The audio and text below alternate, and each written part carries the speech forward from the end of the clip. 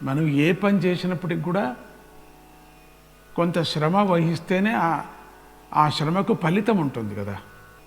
లేకపోతే ఊరూరికే ఒక చెట్టు వేసి దానికి నీళ్లు లేకపోతే, మంచి ఎరువు వ్యవసాయం లేకపోతే ఆ చెట్టు పెద్దదయ్యేది ఎప్పుడు, మరి మనకు ఫలాలు ఇచ్చేది ఎప్పుడు?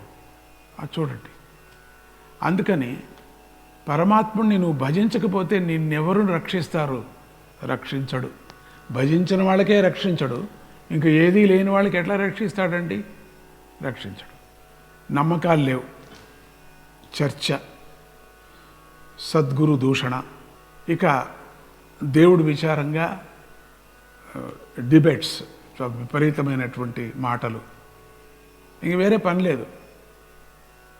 ఒక క్రియ విశేషమైనటువంటి ఇంట్లో ఒక నియమము, ఒక తపస్సు, ఒక నిశ్చయమైనటువంటి ఒక టైం టేబుల్ లేదు.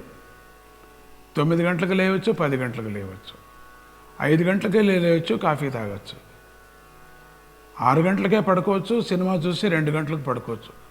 నియమమే లేదు, అంతే.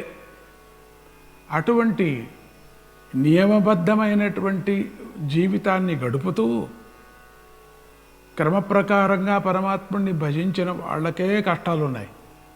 ఇక ఏదీ లేనటువంటి వాళ్ళకి ఎట్లా ఉంటుందండి? ఇప్పుడు ఒక ఉదాహరణ,